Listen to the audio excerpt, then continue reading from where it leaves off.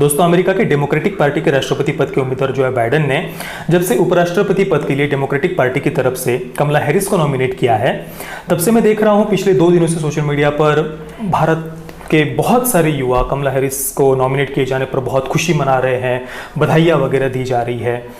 बहुत सारे Facebook pages वगैरह, बहुत सारे लोग ऐसे हैं जो अपने आप को मोदी समर्थक बताते हैं, राष्ट्रवादी बताते हैं, राइट विंगर बताते हैं।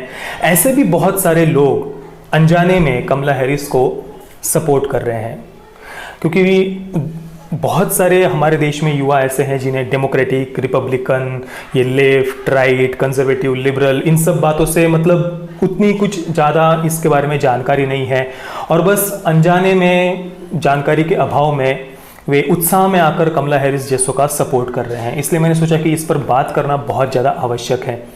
देखिए दोस्तों, अगर हमें भारत के उज्जवल भविष्य की दृष्टि से हम सोचें तो हमारे लिए अभी डोनाल्ड ट्रंप को सपोर्ट करना, रिपब्लिकन पार्टी का जीतना बहुत ज़्यादा आवश्यक है, क्योंकि डेमोक्रेटिक पार्टी की जितनी भी उनकी पॉलिसीज़ है वो हमेशा भारत विरोधी रही है और पाकिस्तान के सपोर्ट में रही है। डेमोक्रेटिक मतलब वही लेफ्ट की विचारधारा को सपोर्ट करने वाले, कम्युनिस्ट विचारधारा को सपोर्ट करने वाले, सोशलिस्ट विचारधारा को सपोर्ट करने वाले, या तथाकथित लिबरलिज्म की बातें करने वाले, अल्पसंख्यक तुष्टीकरण की राजनीति करने वाले, या जो आतंकवादी है, क्रिमिनल्स है, उनके ह्यूमन राइट्स की वगैरह बातें करने वाले, ये सब इनको डेमोक्रेट, उनकी ये पॉलिसीज है, उनके राजनीतिक पार्टी की विचारधारा का बेस ही यही है, डेमोक्रेटिक पार्टी का। दूसरी तरफ अगर हम रिपब्लिकन पार्टी देखें, डोनाल्ड ट्रंप वगैरह, तो उन्हें ये लोग कंजर्वेटिव कहते हैं, राइट विंग वगैरह उनकी आइडियोलॉजी ये मानी जाती है, राष्ट्रवादी विचारधारा है। तो एक बात हमेशा आप याद रखिए, ये जो कम्युनिस्ट होते हैं, ये जो अपने आप को जो लेफ्टिस्ट होते हैं, वे चाहे किसी भी देश के हो, वे अपने देश के नहीं हो सकते, अपने देश के हित की नहीं सोच सकते, तो वे दूसरों के लिए कैसे हित की बात सोच सकते हैं? ये एक सिंपल कॉमन सेंस की बात है। आज तक आप देखिए, डोनाल्ड ट्रंप के सत्ता में आने से पहले अमेरिका से पाकिस्तान जैसे एक आतंकवादी देश को किस प्रकार से फंडिंग जाती थी, किसी भी कारण से, सोचिए वो उसके पीछे कारण कुछ भी बताए, पर उस फंडिंग को, पाकिस्तान को जाने वाली फंडिंग को डोनाल्ड ट्रंप ने ही बंद किया है। पाकिस्तान आज आइसोलेट हुआ है, वो रिपब्लिकन पार्टी की वजह से, डोनाल्ड ट्रंप की वजह से। पर उसके पहले जो डेमोक्रेटिक पार्टीज थी, चाहे वो बराक ओबामा वगैरह, चाहे कोई भी हो, वे हमेशा उन्होंने पाकिस्तान का पक्ष लिया है, पाकिस्तान का सपोर्ट किया है।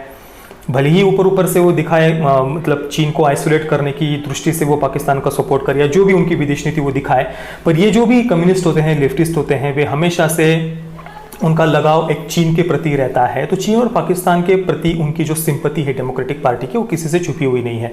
अभी भी अगर आप डेमोक्रेटिक पार्टी को देखेंगे तो एंटीफा जैसे जिससे अभी इलीगल एक आतंकवादी संगठन घोषित कर दिया गया है अमेरिका में, तो उस ऐसे एक बहुत एक्सट्रीम लेफ्टिस्ट जो संगठन है, एंटीफा वगैरह या आतंकवादी कुछ संगठन वगैरह, इन सब के द्वारा भी इन डेमोक्रेटिक पार्टी को सपोर्ट किया जा रहा है, समर्थन दिया जा रहा है। जब भी ब्लैक लाइव्स मैटर का ये जो पूरा अमेरिका को जलाया गया था उस समय, तो एक चीन का भी उसके पीछे एक सपोर्ट था उन सभी प्रोटेस्ट को। उसके अलावा डेमोक्रेटिक पार्टी का सपोर्ट, एंटीफा जैसे जो एंटी सोशल या टेररिस्ट ऑर्गेनाइजेशन है, एक्सट्रीम लेफ्टिस्ट ऑर्गेनाइजेशन है, उनका भी उन सारे प्रोटेस्ट को, तथाकथित प्रोटेस्ट को सपोर्ट था, जिसके प्रोटेस्ट के नाम पर अरबों अरबों का संपत्ति लूटी गई, देश अमेरिका को जलाया गया। तो ऐसी डेमोक्रेटिक पार्टी अपने उपराष्ट्रपति पद के लिए कमला हैरिस को नॉमिनेट करती है। ये कमला हैरिस, मैंने जितना पढ़ा है इनके बारे में, ये आज तक अपने आप को एक proud black American Christian woman कहती थी। प्राउड ब्लैक अमेरिकन, क्योंकि उनके पिता अफ्रीकन मूल के हैं और जो माँ है वो भारतीय है, तमिल भारतीय है। पर आज तक वे अपने आप को एक प्राउड ब्लैक अमेरिकन, मतलब अपने आप को अल्पसंख्यक कहलाना, दिखाना, ये एक कूल लगता है ना। और वैसे भी डेमोक्रेटिक पार्टी से है, उनकी पार्टी की विचारधारा ही अल्पसंख्यक तुष्टीकरण के ऊपर ही आधारित है। तो आज तक वे अपने आप को proud black American Christian woman कहती थी, पर अभी अचानक से उनको अपने हिंदू जड़ों की याद आ गई है, अचानक से उन्हें अपने भारत की याद आ गई है, और अपने पुराने तस्वीरें वगैरह सोशल मीडिया पर शेयर की जा रही है। दोस्तों, लाइट चली गई है, कोई बात नहीं, मतलब आपको चेहरा अच्छे से दिख ही रहा है, तो हम ऐसे ही आगे वीडियो जारी रखते हैं। तो बचपन के फोटोज़ वगैरह शेयर किए जा रहे हैं कमला हैरिस के, ये दिखाने, सिंपैथी पैदा करने के लिए, लोगों की दिखाने के लिए, भारत के मूल की उनको अचानक से याद आ गई है। ये वही कमला हैरिस है जिन्होंने एंटी इंडिया स्टैंड कई बार लिया हुआ है। अभी जब धारा 370 को हटाया गया था कश्मीर से, उस समय भी उन्होंने खुलकर जो अलगाववादी है, जो पत्थरबाज है और जो पाकिस्तान है उसकी साइड ली थी। प्रो पाकिस्तानी, पाकिस्तान के पक्ष में कमला हैरिस ने और डेमोक्रेटिक पार्टी ने स्टैंड लिया था। और कमला हैरिस ने स्पष्ट रूप से कहा था कि भाई जो कश्मीर है वहाँ पर धारा 370 हटाना ये मूलभूत अधिकारों पर हनन है, ह्यूमन राइट्स का हनन है वगैरह कहकर भारत का विरोध किया था। इतना ही नहीं, सीए के जो कानून भारत में बिल पास हुआ उस समय भी उन्होंने उसका सीए का विरोध किया। एनआरसी के वो विरुद्ध है। भाई अपने ही देश में वो इमिग्रेंट्स का सपोर्ट करते हैं डेमोक्रेटिक पार्टी, तो वो भारत में कैसे एनआरसी का सपोर्ट करेंगे, सीए का सपोर्ट करेंगे, आप सोचिए।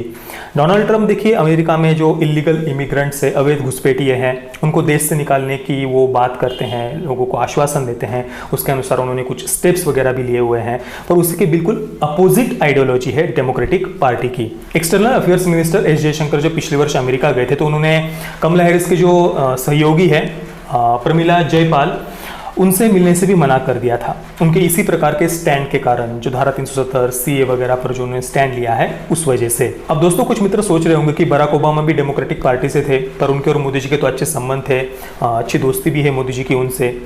तो देखिए मोदी जी के सत्ता में आने से पहले अमेरिका का भारत को लेकर कैसा रवैया था, कैसे उनकी पॉलिसीज थी, हम अच्छे से जानते हैं। आप अभी भी मेरा जो रॉकेटरी द नंबी इफेक्ट मैंने जो वीडियो बनाया हुआ है वो वीडियो आप देखिए, किस प्रकार से कितनी सारी साजिशें अमेरिका के द्वारा भारत के विरुद्ध की गई है, वो आपको स्पष्ट रूप से पता चल जाएगा। पर 2014 के बाद में मोदी जी की जो विदेश नीति है उससे कुछ बदलाव जरूर आए थे, पर फिर भी देखिए बराक ओबामा, उनका स्टैंड कभी भी भारत के पक्ष में उतना अच्छे से नहीं रहा है।